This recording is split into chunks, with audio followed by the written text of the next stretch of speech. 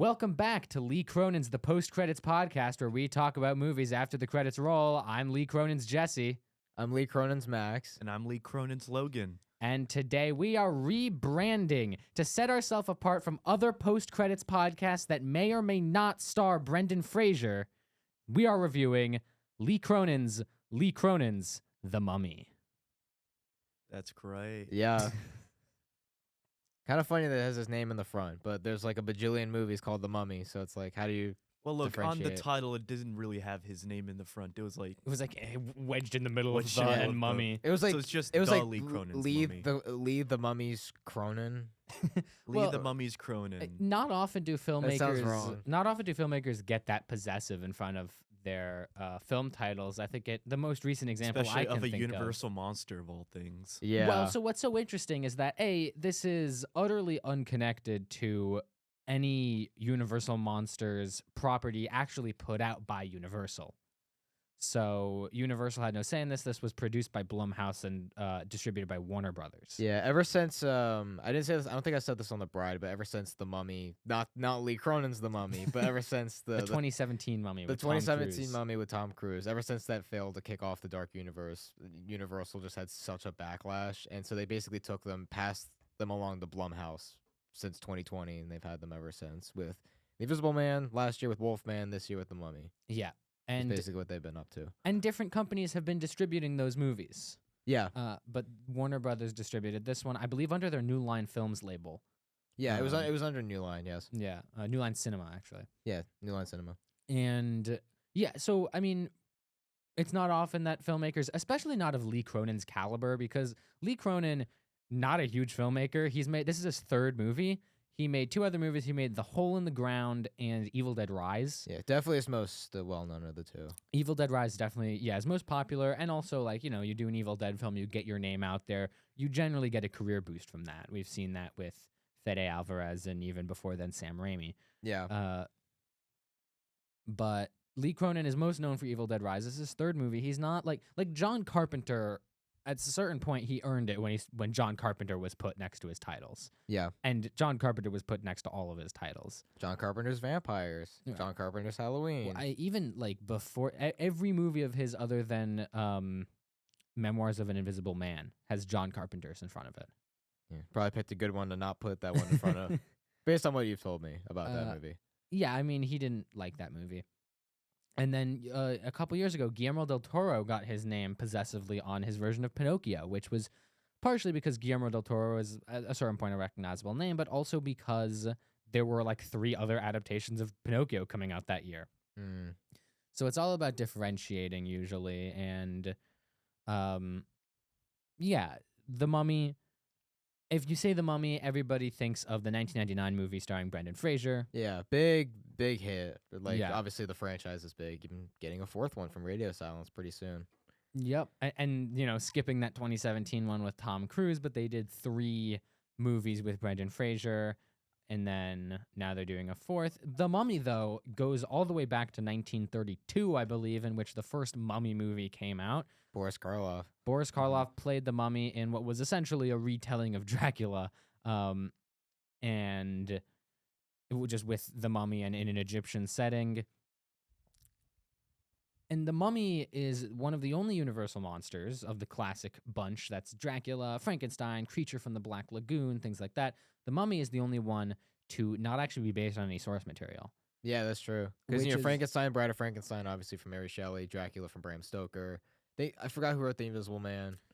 But yeah, H.G. Wells, H.G. Wells, I that's believe, right. wrote The Invisible Man. And then I don't remember who wrote Creature from the Black Lagoon or missing one. I didn't know that was a pre-established thing. Yeah, Which one? Before then. The Invisible Man? Yeah. Creature from the Black Lagoon. Oh, Creature from the Yeah. Black Lagoon. I think it was, or maybe it was just like. I read a book in elementary school. I think I it was like have a no parody idea. of it. Yeah. Oh, and Wolfman. That's the other one. I don't know where the Wolfman came from either. yeah, I mean, Wolfman the werewolf was a very famous kind of creature before then. The Creature from the Black Lagoon was an original story made by screenwriter Maurice Zim Okay. for the movie. Oh, sorry, I was thinking Teacher from the Black Lagoon, not Creature from the Black Teacher Lagoon. from the Black Lagoon. No, that's Sorry, a that book. was a book I read in elementary school. Yeah. That's a great book. Yeah. But yeah, it's not quite not exactly the same thing. Yeah. And yeah, so The Mummy wasn't based on anything, and that gave them the freedom to make The Mummy 1999, which took, like, Universal monster movies were typically horror movies. Not the 1999 Mummy is an action movie through and through. It's an action adventure kind of movie. Yeah. Lee Cronin's The Mummy is taking it back to a horror movie. Yeah, and I guess also preface, so was the 2017 one. It's just, you know, Oh, also an I've action movie. Yeah. I've seen that one. I know it's, yeah, I know that at least a more recent one compared to this one. Yeah. Yeah, the Mummy has become an action franchise where you kind of expect a new Mummy to come out. It's going to be an action movie. Maybe it stars Brendan Fraser. Yeah. And this is not that. And Lee Cronin's The Mummy is to really differentiate it. The marketing makes it very clear this is a horror movie and not an action movie. Now, in terms of pre-release, this movie is a little shaky. It was a little worrying. I put this on my most anticipated, and as we discussed in the podcast, at the time, this movie was going through a little bit of limbo. No one was really sure if anyone involved in the production was happy with it. There were rumors that James Wan hated the cut that was turned in, and Warner Brothers wasn't happy with it, to the point that they were planning to change the name to Lee Cronin's The Resurrected, as opposed to Lee Cronin's The Mummy, which is an interesting change. What about the movie made it not deserving of the title The Mummy? And why, if you're going to take the movie out of the director's hands, would you still keep his name in the title?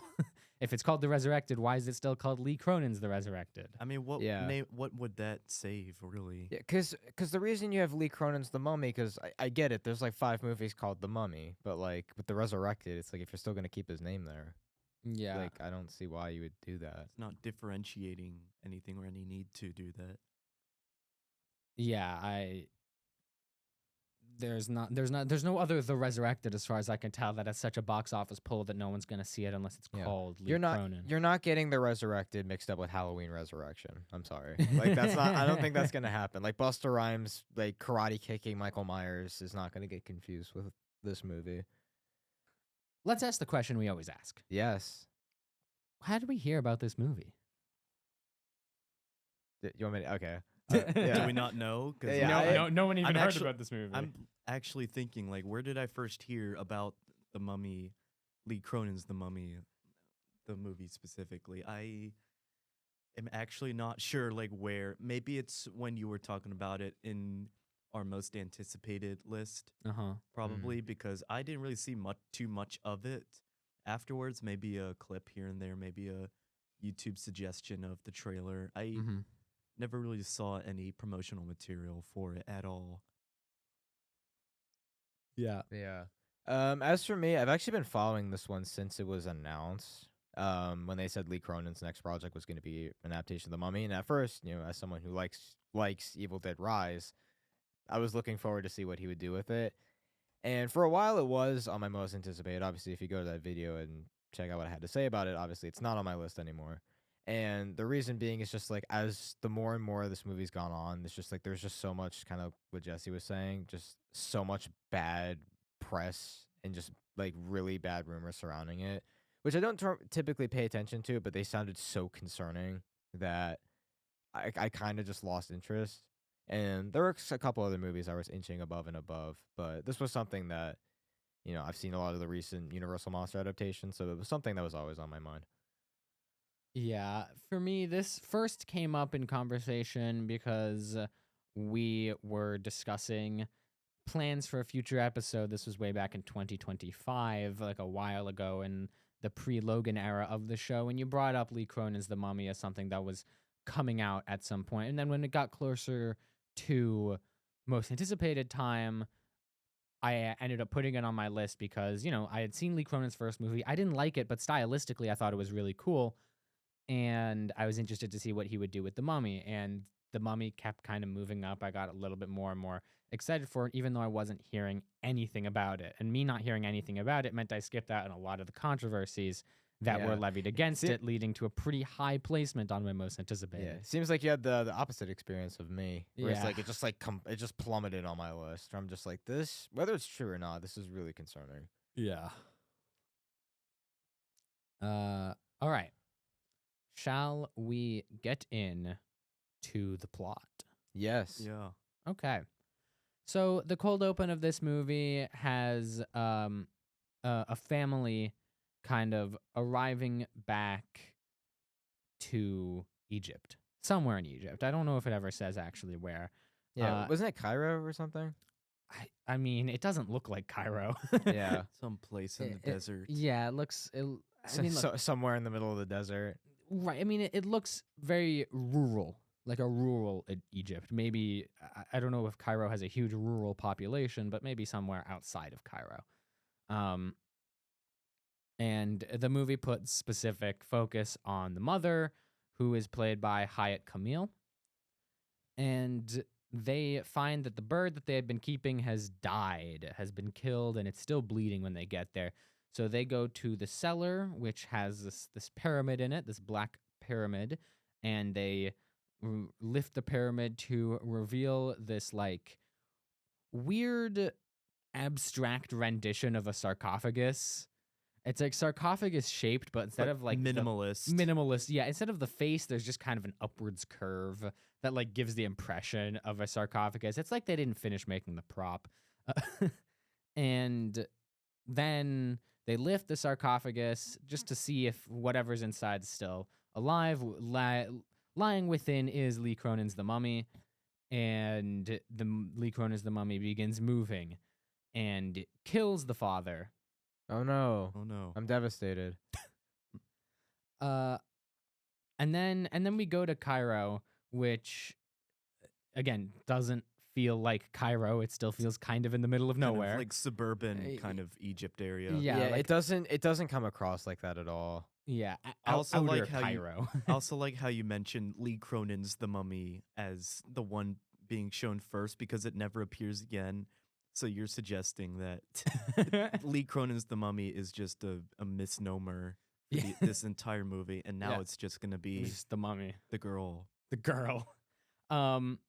But we're introduced to this man named Charlie Cannon. He's played by Jack Rayner. You Played have the boyfriend played in the- Midsummer. yes, that's Yeah. probably his most famous role. Is the boyfriend in Midsommar. He lives with his wife Larissa, played by Laia Costa. Her name is Larissa. Her name is Larissa.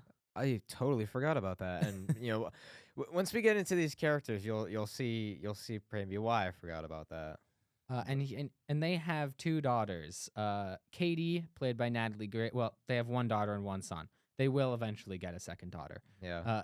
They have Katie, played by Natalie Grace, and Sebastian, played by Shiloh Molina. And then Katie is playing like tea party with some stuffed animals.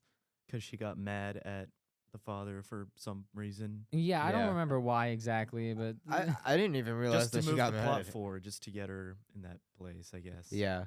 but Parent of the year. yeah, Charlie is a Oh my TV. God. Parent of the year. Charlie's a TV anchor, and he's just gotten a job. Ostensibly. Well, we see him We see- doing some TV. We see him do like stuff. one TV Yeah. thing ever, and it acts like it's like some big part of the plot, but I think it goes it's a- nowhere. it does go nowhere. Yeah. Is there really any significance to him being a reporter? 'Cause Only that it explains why he's in Cairo in the first place. Because just to put him there. I'm right, seeing a theme. he's there as a beat reporter, I guess, in suburban Cairo. Yeah, but it's like the most stereotypical view of any Egyptian city. You know, it's like Arabic City number 9 from right. Indiana Jones. He runs into town and it's clay houses with tin roofs, you know, and there's a dust storm and everybody's running around. But he runs into town because Katie is kidnapped by the Hayat Kamil character from the opening. the witch lady. Yeah. Yeah, she's credited as the magician. The So you magician. Magician. So you can tell Lee that we Cronin, what were you doing? you could tell that we really, really care about our Egyptian characters. Yeah, I mean, just from Well, this, you I can't mean, spell magician without Egyptian. You can. I've done it on many occasions. you just sit down and be like, Yeah, what are well, all the you said- possible you just ways I said could you spell did it this? on many occasions, so you can. Yeah. Yeah. Well. Yeah. um. Yeah, wasn't there like a chocolate bar thing? Yeah. So she's been luring Katie out with chocolate bars, and the son Sebastian, like Charlie finds all the chocolate bars, and then he goes to Sebastian. It's like, what's up with all these chocolate bars? And he's like, well, Katie only let me know if I promise not to tell you about her friend that lives at the end of Yeah. the garden, Every parent's worst nightmare in every No. horror movie. which But, is like, Except for Charlie's, apparently. 'Cause Except he's for doing Charlie. just a humble stroll through the garden trying to look for. He's not Well, really yeah, he's not taking concerned at any- all. it's stupid because the friend any at effort. the friend at the end of the garden is not Hayat Camille, because Katie doesn't recognize Hayat Camille when she sees her. Potentially, the idea is maybe that the other person named Lila Khalil, who we don't see until a little later. Apparently, maybe the idea is that that's the friend at the end of the garden, but like, she wouldn't be giving her chocolate bars, It doesn't add up. and it wouldn't be something that she has to hide. That she's friends with her neighbor. Also, like, why is Yeah, the neighbor. why is it like every parents in horror movies that it's just like their kids is like, oh yeah, she has like a new friend. It's like the creepiest looking thing, like a doll or something, and like the parents are just not concerned. Like if that Yeah. was me, I would send her like straight to like a psychiatric ward or something to get checked out. Like that's like what do you mean? There's a friend in the garden who's giving you chocolate bars? Like that's kind of And I also do want to amend a previous statement. In this scene, Sebastian's played by Dean Allen Williams and Katie's played by Emily Mitchell. The actors I listed earlier will play them at later points, but there's an 8-year time skip right after this. Yeah. somehow. Which is, put some pretty significant age on these characters. There's a new member of the family, Maud Cannon, played by Billy Roy. Maud. I forgot her name. Maud, yeah. Wow, wow, I forgot That so sounds much memorable, but I have no idea. about it. Yeah, It was a Just- little just, distracting. Maud Simpson. Yeah, exactly. Maud That's what I kept Simpson. thinking. Maud in general is like not a name you give to an 8-year-old, but whatever. yeah. um, Especially in the modern day, or presumably modern day. Can't really tell with this movie. I mean, Oh, it is. you can't tell because when they decide to use their phones is like incredibly suspect. Yeah, 'Cause it's like it really is like sometimes they're on their phone and sometimes it's like the phone just doesn't exist. And the phone in general could solve a lot of issues, but they don't use it. So 8 years later, they're in Albuquerque, New Mexico, and by Albuquerque I mean The desert. the middle of nowhere. you Again. can tell Vince Gilligan didn't direct this because it looks nothing like it did a Breaking Bad. Look, there was a Winnebago in a few shots here and there, but that doesn't really warrant Yeah, any other. Yeah, they don't really live in Albuquerque, New Yeah. Mexico. it does not look like. Especially as someone who watched Pluribus recently, that was shot in Albuquerque. It's like it Mhm. looks. It does not look like that at all. Especially the house they live in. Like what? We'll get to this later. It but, reminded me of the Rock's house from From Smashing Smashing. Machine. yeah. I mean, at least The Rock had neighbors. And this, they're like on a road that goes from nowhere. They're and in the leads house nowhere. from Courage the Cowardly Dog. That's the situation they were in. Natalie shows Yeah. up. Return the slab. Return the slab. And so they also live with Larissa's mother, Carmen, played by Veronica Falcone. I Falcone. thought she was like a housekeeper at first, because here's the weird thing is, like, since they were in Egypt and the wife had like an accent, I assumed like she was Egyptian. No. Because no, she's Latina. Latina, Hispanic. And Yeah. so it was only like after the movie, not after the movie, but like right in the middle of the movie when I realized, oh, that's her mother, not like a housekeeper or anything. I didn't know that until now. I genuinely thought she was like a housekeeper or something. Maybe it's just like It's like Tia Abuelita Tia. of the house. And then we cut back to Egypt. Like we were just in Albuquerque just so that we know that they're there. But then in Egypt, a teenager is like out biking again, middle of nowhere, and like a plane crashes, and he goes to the site of the plane crash and finds the brutalist sarcophagus. Standing upright. It's not brutalist, and then he takes it to like these archaeologists, I guess, and they crack it open. Because they're dummies. As you do in like a forgot the word, like no germs, like clean out it. Sterile. Yeah. Like just a random archaeology room in some like college or something. They open up the sarcophagus not knowing what's inside. It's an And they just- archaeological practice that only exists in movies in which Egyptian artifacts are cursed. Yeah. No one else would do that. I don't feel. Yeah. And yeah, so they find Katie, who has been turned into Lee Cronin's The Mummy. She is wrapped in some Lee Cronin's parchment. the parchment. Or it was more like leather. Lee Cronin's The Parchment. Lee Cronin's the parchment. Lee Cronin's the toilet paper And then wrapping. Lee Cronin's the wakes up and screams. which is what happens. She just starts screaming and everyone's freaking out. Yeah, and so she's in a catatonic state after being unwrapped from the parchment. And so they bring the family back to Egypt and they say, look, Katie is in a catatonic state. She's incredibly traumatized. She frequently harms herself and others and lashes out. And we just think that the comforts of home would probably be the best medicine. No, for her. they knew what they were doing. They knew what they were doing. The comforts of home. What The is it? comforts That's so of home.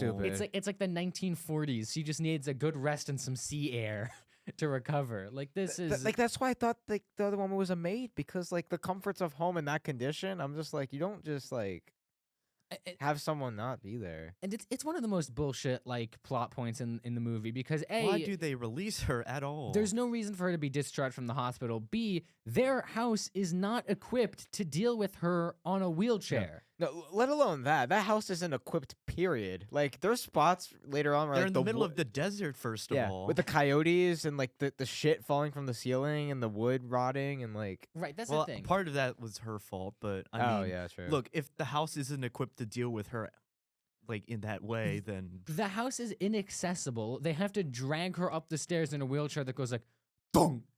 that violently shakes her every time. Ooh. Yeah, that's smart. That's a good idea. Instead of, I don't know, waiting to get some sort of ramp installed or anything. Or an acorn lift. Right, just Yeah. something. Because That's a funny visual, just seeing her in an acorn lift, like from up, just going up the stairs. it's not like she's going to get worse if she stays in the hospital, which is the place that is equipped fully to deal with people in these kinds of conditions. That she was already in. Not to mention, they need proximity to a pharmacist and to medicine that they don't have. Civilization.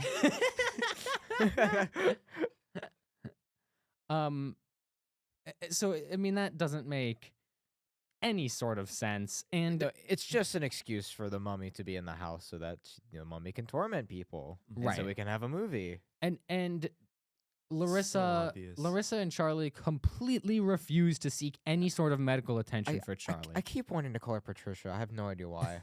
Does she look like a Patricia to you? I don't remember what she looks like. I'm gonna be honest. I just remember her She weird looked haircut. mummy-like and Mummy. And Wait. Katie keeps doing these like weird Lee Cronin-esque things, like she's running through the walls and eating scorpions. By the way, they have a second Who- house inside their walls for some reason. Who designed that? First of all, no, yeah, you're explaining it perfectly, but I just want to add, when they're running around chasing her because she's like exorcist running through the separate 2-foot wide room, like between their walls, okay, so the mother's chasing her and they keep going like through these left 90-degree turns. They keep turning left. They turn left again in a 90-degree turn.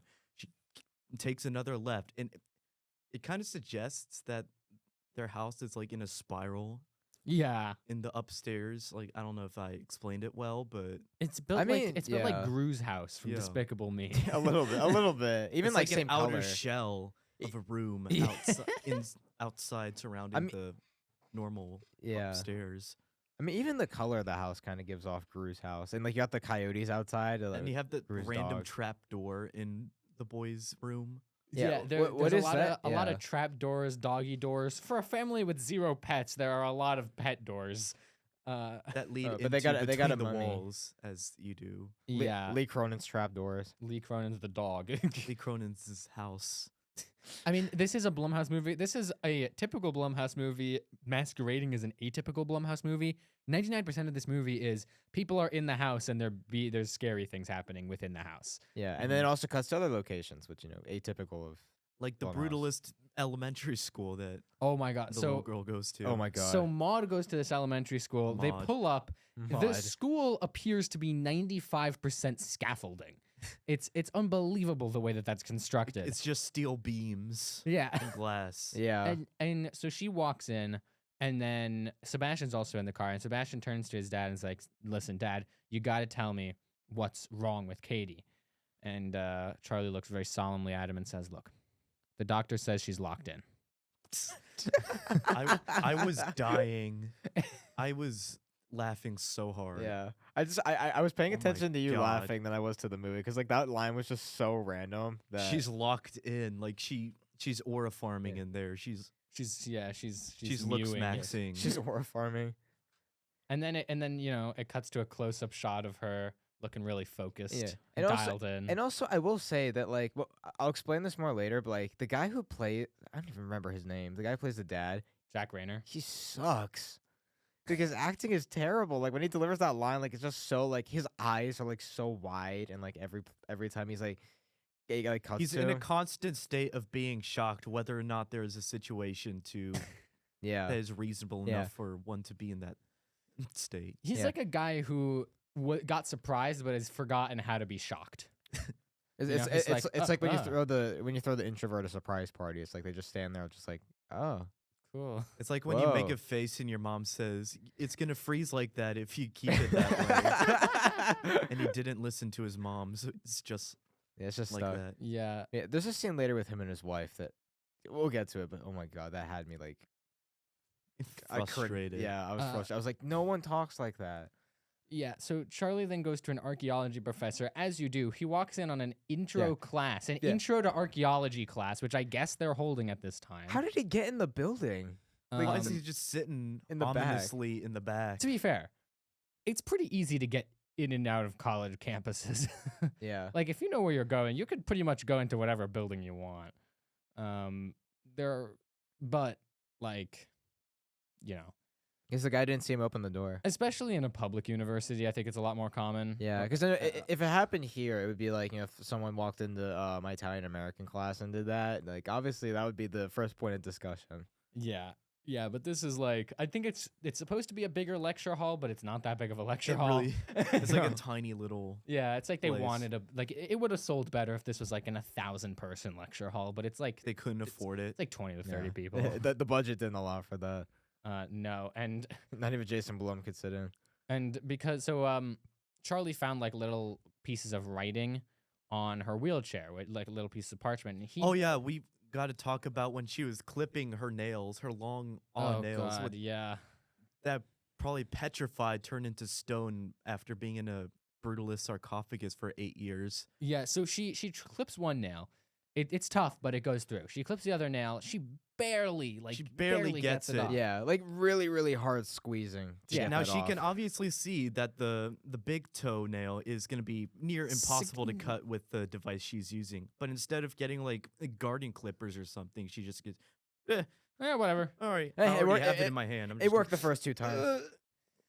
Yeah, and she The Yeah. biggest hangnail, like is that what that's called? Yeah. Yeah, Pretty so much. she rips off the entire toenail as well as most of the skin on the front of Katie's calf on that leg. And to be fair, that rip makes sense. They explain it later in the movie. Yeah, that one got you in It's the theater. gross. It's a It is gross. Look, Yeah, I'm not saying it isn't, but like, if there's one thing that Lee Cronin is not bad at, it's gore. He could do some good He gore. really Yeah. did take advantage of that. Yeah. It's I kinda feel creepy. like for me, ever since I watched the Terrifier movies, it's like it's hard to because those are just really really gory. So it's Well, just like it's all about expectations. You can't go into every movie expecting it to be no, Terrifier. I don't like. I'm not saying like that's what I was gonna say. I don't expect that, but it's just like my tolerance for it is just like I don't really get grossed out that easily. Yeah, I guess as I should. it's not Yeah. tolerance. It's just like if someone got their fingers mutilated in like Oh, it's gross. The Grinch Yeah. That Saved Christmas or whatever, you'd be like, oh, what the hell? Did I download the wrong copy? The Grinch that stole what? That saved Christmas. The Grinch that stole the Grinch that stole fingers. Well, the Grinch did end up saving Christmas in that movie. Well, Which they don't which spoil one? it in the All title of them. Not the Grinch that stole bitches on Tubi. on two. You don't know that he didn't save Christmas in that movie. You've Well, never actually, seen it. I haven't. I've never seen Yeah. it. I was Look, we guessing. got Aliens in the Attic. We have that. We have the drone that saved Christmas, and then we have what else? Pizza movie. Pizza movie. Pizza movie. Yeah. We'll put a poll up. See which one you guys want us to talk about. So yeah, the archaeology professor discovers that the inscriptions on the parchment are written in ancient Nasmaranian. Is that a real thing? No, well, I mean, Nasmaranian is the name of the demon that they're written about. It's like it's not hieroglyphics. It's about it's Nasmaranian. I thought you said Nazarenian, and I'm thinking like that little town in Israel. Well, so it's like you're kind of in the wrong geographical zone. I don't think the mummy was from the Levant. it's like it's not hieroglyphs. It's Nasmaranian. What's a Nasmaranian? Not The because one entity with its own language. Yeah. So he's an ancient deity that, quote, destroys families and communities. Cool. Now we can move Is on. that with our it? lives. Yeah. Is that all it does? The inscriptions on the mummification parchment keep Nasmaranian at bay and are also kept inside of Katie's skin. So when she ripped off the calf, that was actually one of the parchments stopping Nasmaranian from leaking out. Katie does this thing also where she clacks her teeth together, which Charlie discovers is actually Morse code. He translates the Morse code and says, Layla, Layla, Layla, Layla, and he calls up this detective that he'd actually talked to in Egypt called May Kalamawi. Calamari? Calamari. I That- was just sorry. thinking that. Just Yeah. like in a baby voice. The actress is Kalamawi. named May Kalamawi. The detective is Can I named... get some Kalamawi? The character's named Detective Dahlia Zaki. Miyazaki. Nope. Oh Not especially close No more either. Mario. What? no, Hayao Miyazaki. Hayao Miyazaki. Hayao Miyazaki. He didn't make Mario. Yeah, he did. He made Spirited Away He and made other such every Mario productions. ever. No. Yeah, yes, he Yeah. did. Yes, he did. He's the president of Nintendo. No, that's The world. Reggie. Reggie.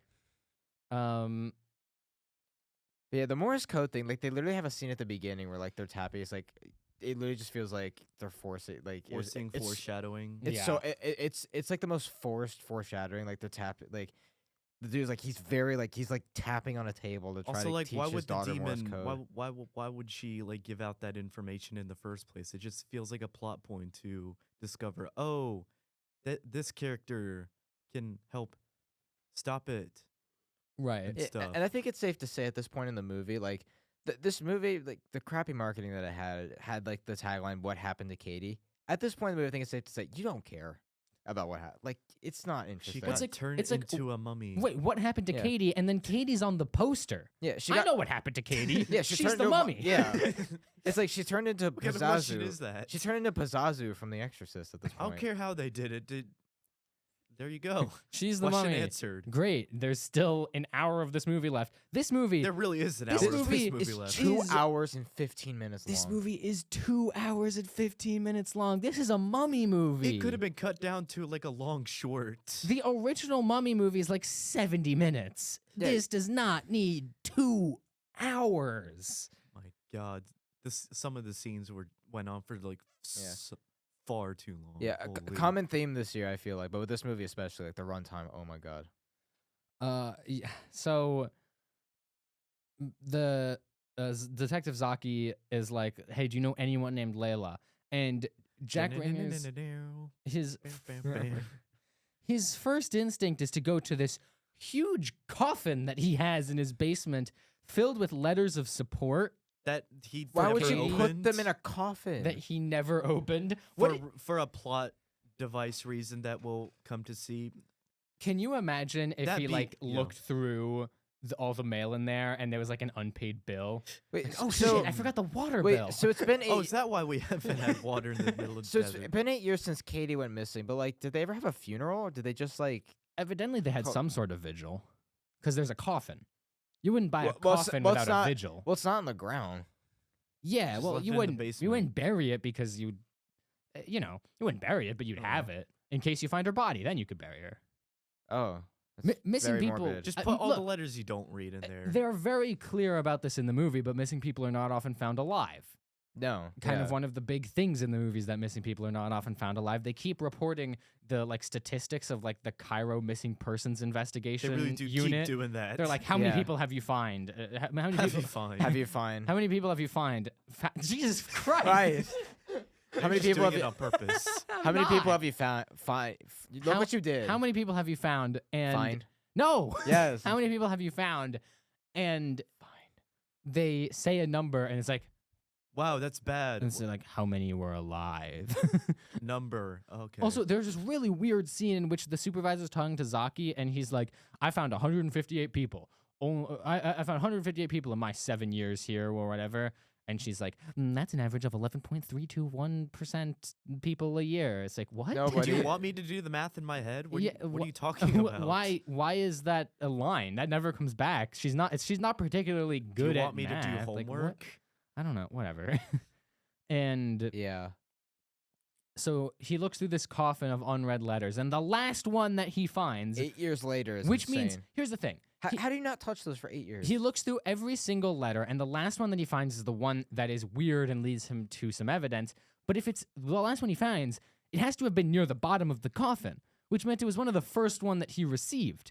And he just actively decided not to read it. And Because if he did, then he would have realized, the something's candies. wrong here. yeah. This is the evidence we need. We could have figured this out miles ago. And not only that, so it would make sense for him not to read them if these were heartfelt messages to Katie, but every single one is like, Dear Larissa and Charlie.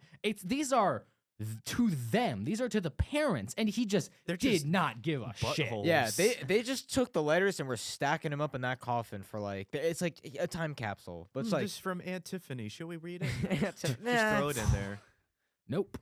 So it says like, I'm sorry about Katie. I didn't want it to happen to Katie. She was my best friend. Oh, that's not concerning in the not- slightest. That's that's a normal not thing to say. concerning.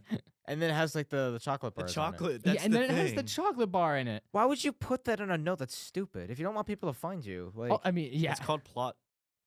plot convenience. Con- yeah, convenience. plot convenience. And so they find out through that letter that Layla's last name is Khalil. And Layla Khalil, he flies all the way over to Egypt. It's as if he has a backdoor portal to Cairo in his bedroom. He Would you- just took the Concorde. Yeah. He flies That's all, all his newscaster money. he flies all the way over to Egypt. He doesn't actually. It's Zaki that goes to Miyazaki. Layla Khalil's house. Miyazaki. Layla Khalil is played by May Elgady, and she has a standoff with the magician character in which the magician gets shot, and then Layla reveals that her tongue has been stapled and still Cut off. It was cut off. I thought it was Yeah, it was cut off. stapled. It was cut Oh. off. Well, yeah, I just thought it was stapled. Whatever. Did you see Staples? Yes. No, where'd yes. you see Staples? Well, I In mean, her mouth. if it was cut off, then it would have been like stitched up or whatever. What do you mean, like stapled? Like the one staple that just holds it? Yeah, just like holds it into the back of her mouth, like to the roof of her mouth. Oh, no, you could clearly see it was like. Yeah, it was cut on the sides. No, it looked stapled to me. I don't know. I don't know what was wrong with Staple me. would have fallen off. Yeah, that would have fallen. Yeah. No, it goes in. Really? coulda- No, staples go Yeah. out. You No, when you they sta- hook in. when you staple a paper, the staples come out of the You would paper. have It to only rip- hooks. It only hooks if like the other side is open. Like that's a closed space. It wouldn't make that hook movement. Well, whatever. This is whatever. Okay, so it's been cut off, and Zaki still tries to like get her to speak, It's like, dude, Just make her write it just down. yeah. Eventually, that's what they decide to do. Like 5 minutes later. Yeah, and Layla gives Zaki a VHS tape labeled Katie. Convenient that it's labeled that A and that she has VHS. it. Yeah. Wow. Let's hope that we're not gonna watch this whole thing because I guess we already know what's gonna God, on I it. hope there isn't a 15-minute scene where we watch the entire tape. But Zaki puts the scene into the player in and- front of Charlie and his wife. But before Yeah, then, the parents of the year. there's an opening thing in which the magician stands in front of the character going, but the Oh, that's TV right. is conveniently muted, so we can't hear what she's saying. And she unmutes it just in time for her to say, like, it is better to use an innocent child, for the body will last longer. And like, whoa, what does Whoa. that mean? Whoa, Did she kidnap the Katie? Uh, and then there's like a hilarious shot in which she's filming herself like with a selfie stick, and she's just like, "Let's get started." Yeah. Also, who's recording this tape? So it starts It's out. filmed like some like ISIS execution video. So Just the funniest part. it starts out where it's clear the magician is recording it, but when Zaki goes to Albuquerque to show the tape to Charlie and Larissa, there's a scene in which they're like doing the thing. Can you really call it a scene? They're basically, she explains that they have some familial debt to Nasmaranian that has been going on for 81 generations, and it's time to find Nasmaranian a new body. And they show The Tasmanian they devil? The they Tasmanian show devil. they show the mummification ritual, all the chanting that they do. The camera, All of it. Jeez. the camera at this point is no longer being held by the magician. Who the hell filmed this? The Nasmaranian. Lee I Cronin. guess Lee Lee Cronin. Lee Cronin.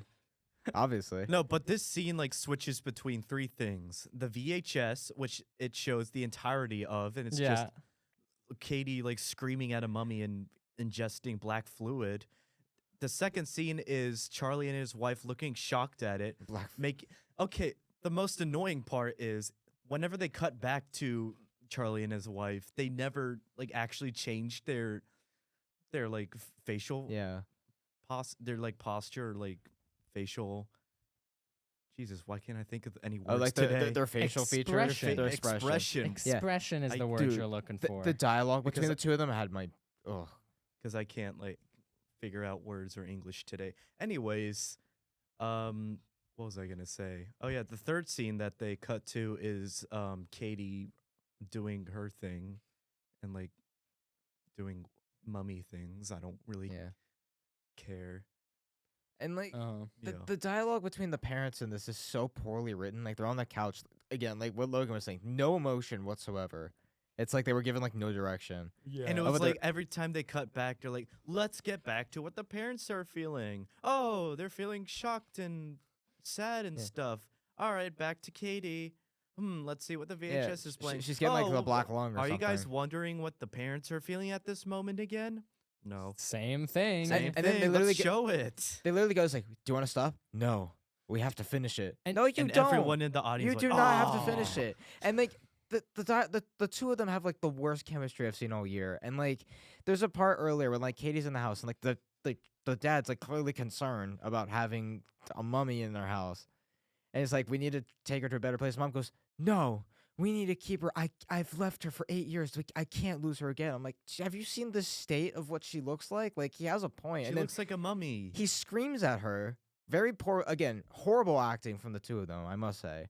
And then he's like, "Oh, I'm sorry. I didn't mean that." Yes, you did.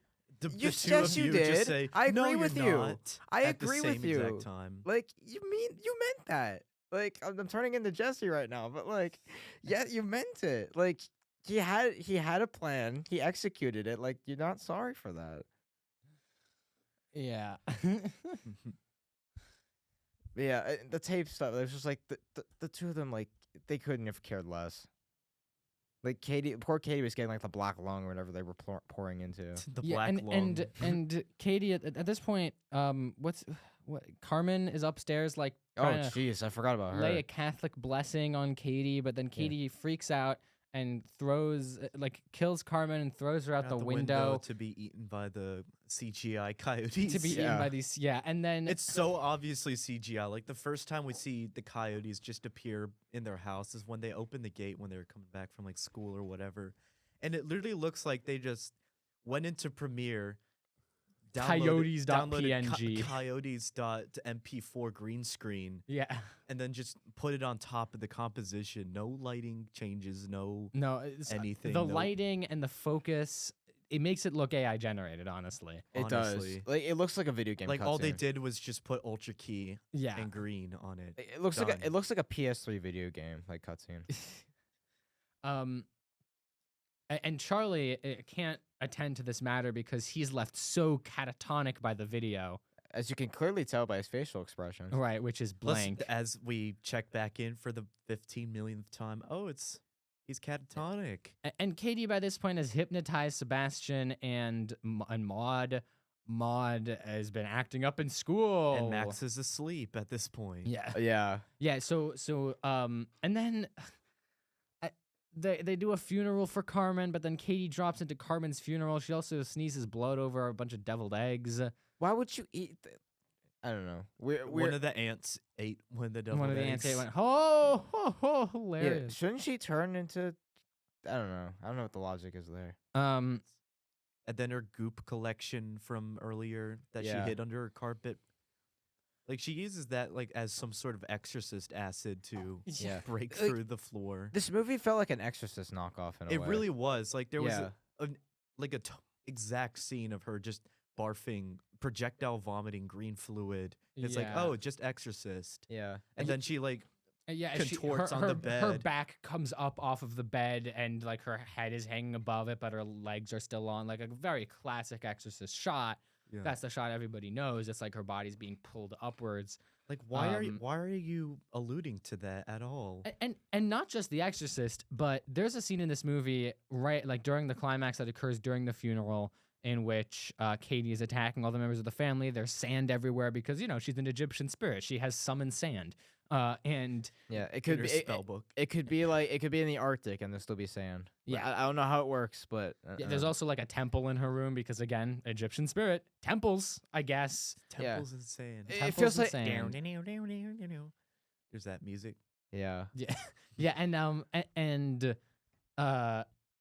there's a scene in which she like infects Carmen with the mummy disease, I guess, and Carmen gets up out of the coffin and is like trying to come on to Charlie like sexually. Yeah. And it feels like I'm watching an Evil Dead movie.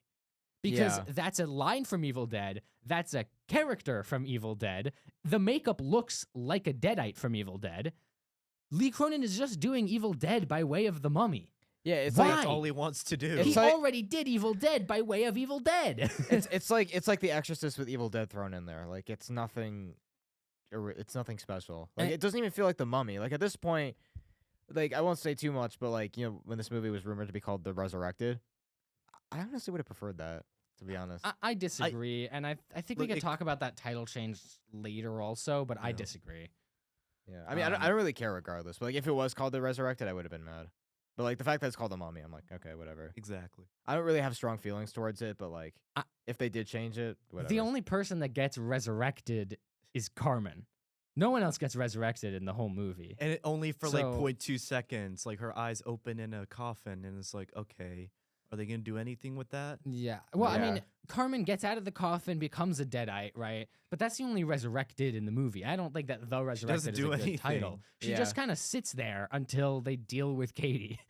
Look, they could have called it P. Bonin's the Funny, and P. Bonin's the Funny. There was no way this movie could have been saved by any name change. That's my position. I think The Resurrected is a worse title. It's not about someone getting resurrected. It is about someone being a mummy.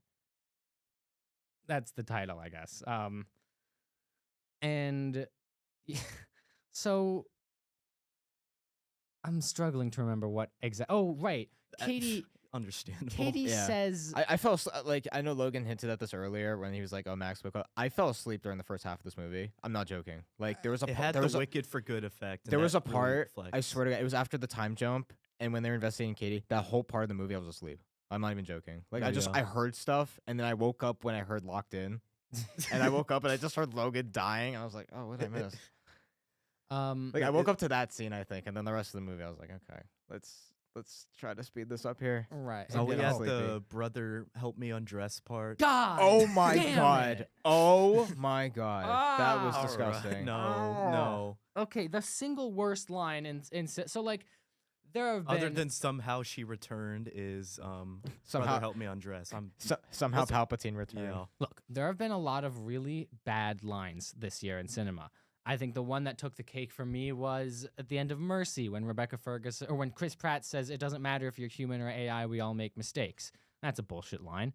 Especially given the context of the movie. I think the line baby brother wanna come help me undress is Stop saying that. Yeah, that's the worst line I've heard in a theater this year. It's so Greasy. hard to listen to, and it's I hate it. I hate it. I hate It's that line. Katie says it to Sebastian. Sebastian. And then Sebastian says, "Yes," like a stupid guy. and then she just rips all the She rips all the papers out of her papers. skin. yeah. oh, screw the papers. And so now she's the real Nasmaranian. There's sand everywhere now. Yeah.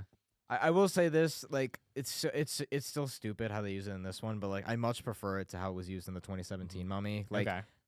Sophia Boutella's mummy literally turns into a sand cloud with her mouth open, and it's Uh-huh. like it looks terrible, and it's just like they did it in the Brendan Fraser one, but like It looked better in the Brendan Fraser one. have you seen the 2017 how it looked in there? I meant the 1999 Brendan Fraser one looks better than the 2026 one, the Lee Cronin one. Okay, that wasn't what I was saying, but like Okay, yeah. but yeah, like in the 1999 one, like I was just like, at least I can believe it there. Whereas like the Okay. 2017 one, like it just feels like they're trying to do that again. And then this one is like sand. It's like how Clarence acts when you see bees. The Bees. sand. Sand. Like- it would have been better if it was bee themed as opposed to sand. Yeah. In my opinion, that would have given me an extra star. But other than that, Yeah. are we talking about how fast can we talk about the 20-minute scene where they're just running around the house and Katie's just there floating around and crawling around? We're and then done. everyone's- That's the scene Yeah. for 20 minutes. That's it. Everything in that scene went on too long. There's 20 minutes of people running around and Katie being like, "I'm here now." Bah, scary. And then eventually Crawls around. It mercifully ends when did when when they come to the conclusion that Katie needs to transfer the mummy Okay, into so- Charlie. Transfer her Lee Cronin's The Mummy. And okay. So the You idea don't want to get was, associated with another movie. the idea was, at least for me, like there was no indication that there was a solution to the problem they had. So it was just 20 minutes of basically torture porn of them yeah, just like running around. And I'm like, do I have to see this until everybody dies? In which case, no progress was being made by either Right. side until the solution was proposed, like 20 minutes into that quote unquote climactic slog of a scene. Like, oh my God, that's probably the worst part of And- this that I So- can think of. So Zaki, I guess, had memorized the words to the chant. She put them in Quizlet or something. Oh, because her. she Her recites throat them. gets cut out. Her throat gets like sliced. Yeah, her That's throat gets scorpion. sliced, which is fixed by putting 2 fingers into the crevice, and then And it's just, gross and gory and probably hurts a little bit. Yeah, And she probably didn't Yeah, wash probably- her hands. Probably feel a little. yeah, pinch. she's gonna get some gangrene going up in there. And plus, there's sand around. It's gonna get it Yeah, everywhere. oh, it's gonna be all gritty. It's coarse. It's But yeah, then Charlie it becomes gets the everywhere. and then Charlie becomes the mummy. They keep her in Katie's coffin, and then you think, okay, cool. So that's the end of the movie. It's not. No, There's another scene where back in where they Cairo, do the exact same they do thing. the exact same thing, but this time to the magician character. and they show and- they show the time it takes, and they show the whole process. Except they don't, and the camera pans away, the but camera, you still hear the it. camera moves backwards out of the door, and you're like, okay, we're out of the door. Cut to black. Turns down the hallway. Okay, there's a window. It has a cross in it. Cool symbolism. Okay. Oh, we can And we're hear going- what they're Okay. doing, kind of. Cut to black. Moving backwards. Cut to black. Still going. Cut to black. What are you doing? End the Yeah. movie. And then they do. Finally. Finally, after 2 Finally. hours and Yeah, 14 minutes. cinematic NyQuil, as I like to describe movies like this. Cinematic chicken and NyQuil. Cinematic chicken and NyQuil. The credits roll on Lee Cronin's Mercifully. The Mummy. Lee Cronin's the credits. Lee Cronin's the credits roll and Lee Cronin's The Mummy. And in case you weren't sure, Lee Cronin's the Um, long moving camera. Wait, that- whose was it? so here's a funny thing about the title. Key Yeah. Lonens. It's called P. Lee. Bonens. It's called Lee Cronin's The Mummy, but he's actually not. He's the director. Yeah, he doesn't own I a also mummy. saw that letterbox review. Yeah. So that joke comes courtesy of Jim on Letterboxd. Imagine Jim sues us. Jim Caddick on Letterboxd. If you do see this, you're pretty funny. Yeah. Yeah, that was good. And the If Only We Knew Who Made It comment comes from Adam Naiman. Yeah. Let's just spend the rest of this episode reading the top reviews on Lee Cronin's The Mummy. But yeah, what do we think about this movie walking out of the theater? Probably worst movie of the year by far Yeah, so far. Yeah. I've seen some, if you've been following the weekly spoiler review, like I've not liked a lot we've seen. You've been entertainingly negative about Yeah. some of the I stuff. try not to be I don't want to be the curmudgeon-y guy, but like this movie, I think this might be also the worst I've seen this year. This is the only movie that made me fall asleep, which Mhm. I don't typically fall asleep in a theater, but this one was so boring, and it was like there isn't a single thing that I liked too It co- much. It commits two of the biggest sins that automatically make these types of movies the worst for me.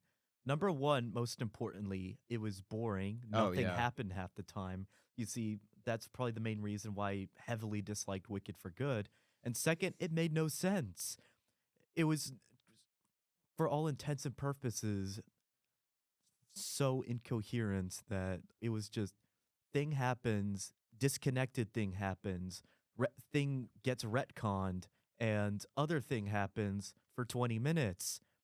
That's all this was for 2 hours, and I hated every single second of it. Yeah, Yeah. because this movie, the dialogue is terrible. The characters suck. I mean, Lee Cronin, like that's one of the things I said negatively about you, or I said like I did on the podcast. But like one of the things I didn't really care for too much about Evil Dead Rise is that the characters are so distant. It's like times 1,000 in this movie. Like you do not remember or care about any of these people, and it doesn't help that the actors are not good. Kids, it's debatable. But like the main two, like the parents, were really distracting. I will say, Jack Rayner, I don't think he's a bad actor. I liked him in Midsommar. No, I don't think he's a bad actor. He's bad in this movie. He does not give a good performance here, and Very phoned in. I don't Yeah. know about the other actors in this movie, but a lot of them are not giving good performances here. And I find myself struggling with Lee Cronin's vision for a mummy movie because look, coming into this, I didn't expect it to be beholden to any other thing relating to the mummy. If you're not going to treat the mummy the same as you did in the Brendan Fraser movies, fine. That's not a hard canon. I don't really care about that. Yeah, Um, that's actually something that I'd be interested. Or that's something of interest. Just like do something different. I Right. like Exactly. again like with the reason why these characters are passed on to Blumhouse is like do something unique, do something different. And that's the thing. This I mean, is like okay, it's different from the Mummy, But it's not different from these other things. it's like it feels like Evil Dead. It feels like The Exactly. Exorcist, and it's like and I would argue it's frustrating how with no exorcist. I don't know how Yeah. frustratingly similar it is to The Mummy, because I don't think The Mummy is a perfect movie. I think that there's a lot of unchecked subtext that goes on in that movie that definitely brings it down a peg for me. And this movie fails to check any of that subtext, right? If you're going to make a movie about The Mummy, why do you have to make another movie about a white guy who gets tormented by Egyptian culture and you're going to treat Egyptian culture as something cursed and othered? That doesn't make a whole lot of sense to me. And it was maybe worse in The Mummy when they were using real figures from Egyptian mythology to kind of other the real Egyptian culture. But still, we're treating Egyptian culture as foreign and scary, but we're not bothering to give any sort of depth to our Egyptian characters. There's no depth to the Egyptian culture presented here. You're just supposed to associate Egypt with a ancient scary Egypt. place. Yeah. Egypt as ancient Egypt. Again, we go to Egypt, we go to Cairo, no cities. No cities in Egypt that we ever see. Yeah. Not even the no pyramids. cities. Yeah, The you don't pyramids- even see a kinda weird. pyramid. Yeah. Yeah. The pyramids are across the street from Pizza Hut. Like, Yeah. literally. I'm being No, dead serious. Pizza, they are. pizza pyramid. They are. The pyramids are just in a city. But who cares about modern Egypt when we can make money pretending that the Egyptians are scary and that they kill people and that they perform mummification? They perform ancient magic mummification rituals on little kids. They're going to kidnap your kids and make little mummies out of them. Just what the hell? Why is this the angle that we're deciding to take 27 years after we figured that maybe that's not such a good idea? Like, there's no actual reason for this to be a mummy movie. It is a mummy movie, but it shouldn't be a mummy movie. You don't gain anything from it being a mummy movie. There's nothing here. There's nothing mummy here. Just that there is a mummy. It's very frustrating. And I think that it is also frustratingly similar in the sense that the story is essentially the same, right? Something in ancient Egypt has come back and has picked its target and will now carry out its attack.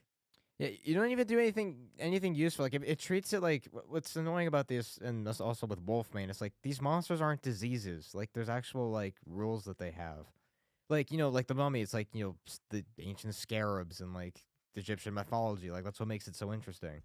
Maybe some of it's to a fault, which I don't take too much of an issue with. But like some of it can be interesting. You can explore mythology there, but it's just like here, it's none of that. It's just like someone's covered in toilet paper running around a house. I totally agree, and it's not.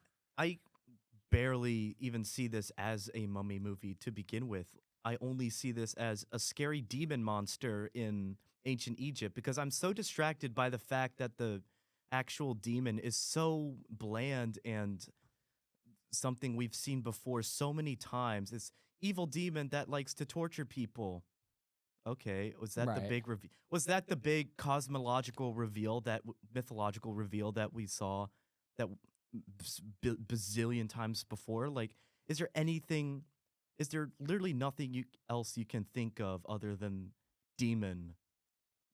Like, No. oh, Yeah. just because it's scary, the spirit doesn't make it automatically scary. Go any other route. Like, Yeah. think.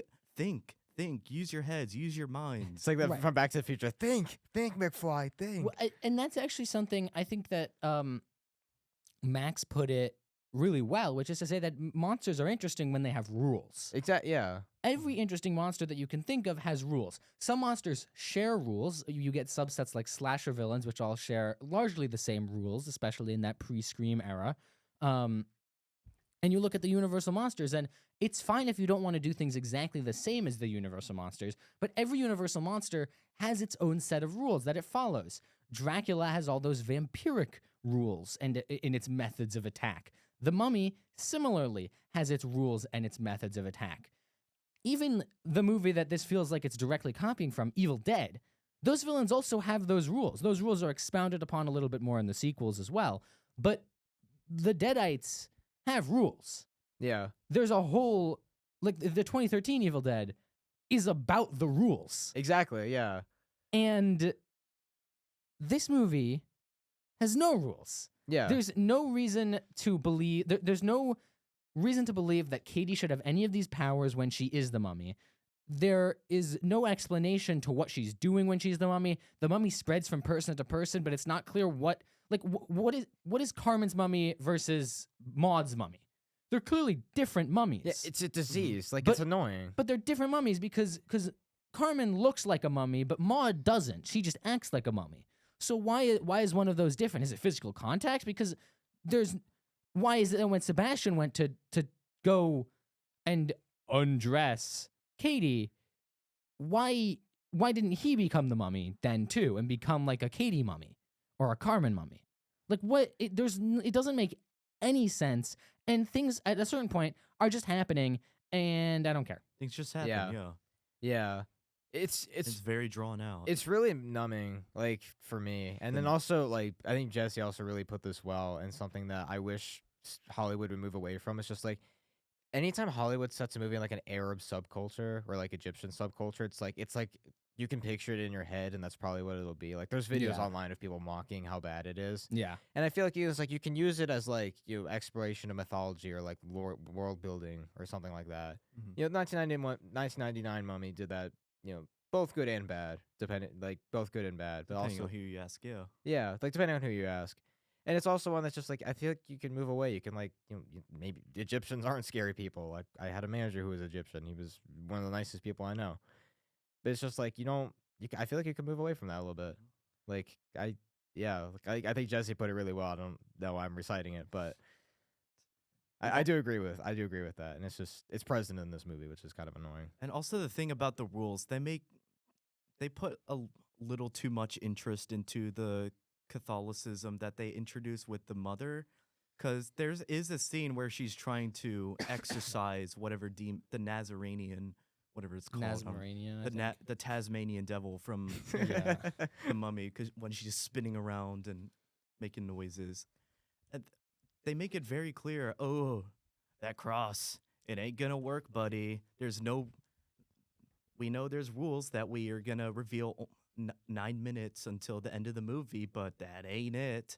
And it just comes across to me as very like, is that like, if there is a solution, can we not like have it be something that was pre-established?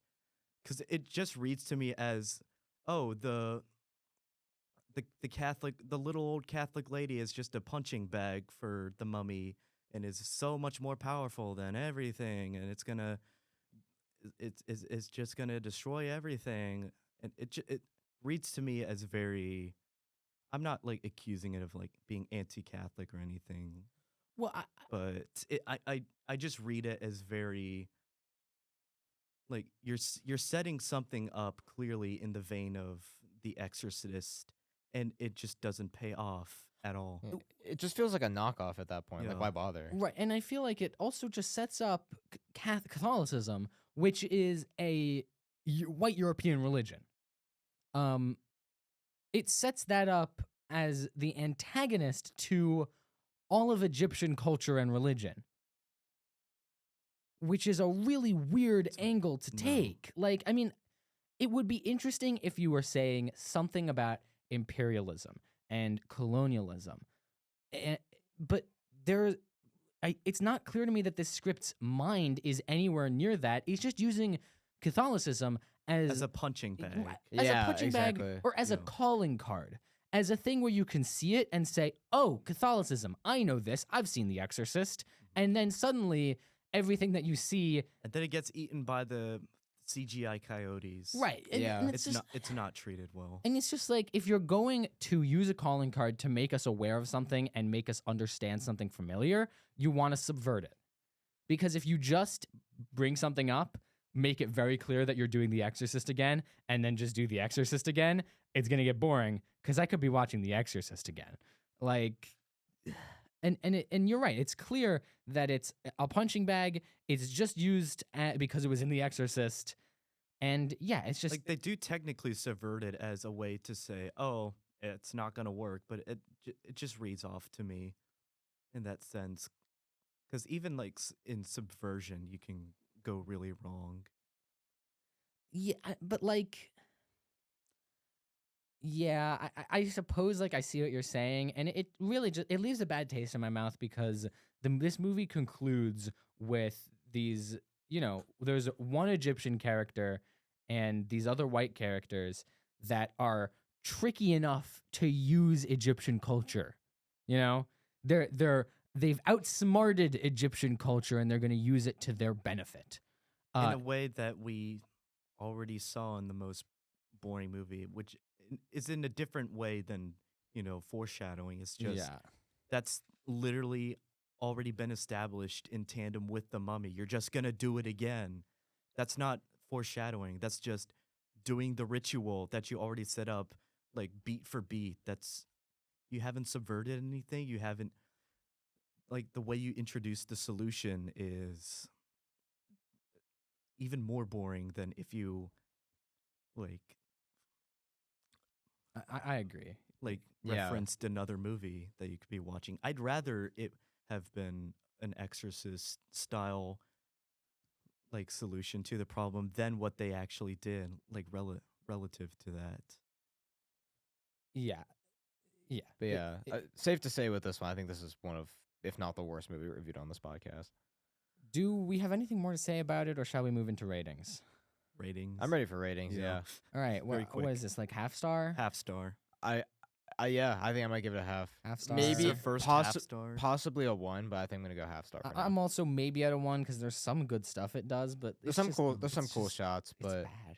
when I talk about my experience watching it, like Mhm. you know, someone who thought Iron Lung was a little bit really slow with the runtime, this one was just doubling down on that. So I was just like, yeah, I'd probably give this a half a star right now. It should not have been 2 hours. Yeah.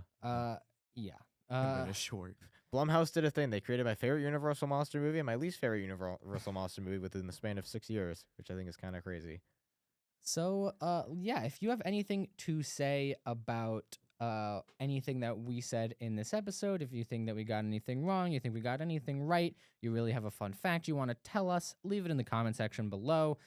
If you comment on this episode, we will read it out on a later episode of the Weekly Spoiler Review. Yes. Uh, And real quick, I know I didn't tell you this beforehand, but I do want to tease something. Okay. So, and this, obviously the Mummy, Universal Monsters.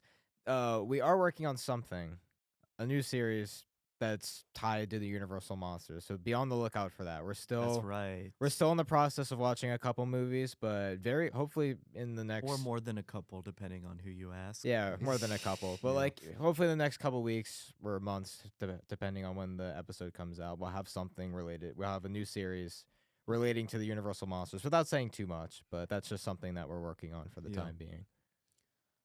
Yeah, so we have a very quick comment on our Super Mario Galaxy review. We say we read all the comments and we don't get enough comments to not keep that promise right now.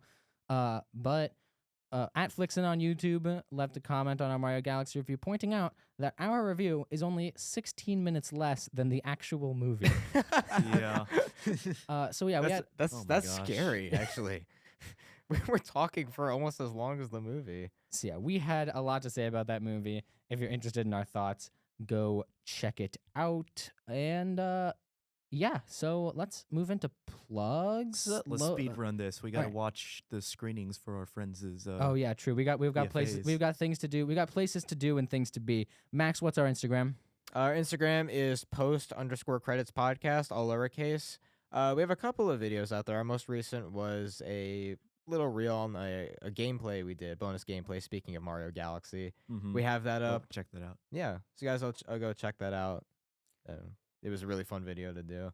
Yeah. Letterboxd, Social Film Discovery. I'm on Letterboxd at Threnv. That is THRNV, like the sin. I might have my review up for Lee Cronin's The Mummy when this goes up, but I think most importantly is my new ranking and reviews for every single movie directed by the master of horror himself, John Carpenter. If you're interested in my opinions on any of his 23 films, go ahead and check out that list. Yeah, my Letterboxd plug, you'll never guess it, same as it's always been. Unless this is your first episode you're watching. It's MJ Spiegel, all lowercase, MJSPIEGEL. I think the most recent review, I'm not terribly active on Letterboxd. I try to save it for this, but some other stuff I watch in between, I try to review. I have one up for a documentary I watched in my film class called Roger and Me. So if you want to read the couple words I have for that, feel free to do so, and other reviews I have as well. And please find my letterbox at Invaded Films as INVADEDFILMS. I do have been continuing my journey of just reviewing random movies other than the ones that we review on the podcast. I have The Hills Have Eyes, and I have The Drone That Saved Christmas. Please go check those reviews out and anything else that I might have watched in my free time. So, yeah. With all of that being said, we're done with the Lee Cronin bit. That's not happening. But if Lee Cronin made a movie about a lone samurai who exclusively pilfers green onions, it would be called Lee Cronin's Lee Cronin. Roll credits.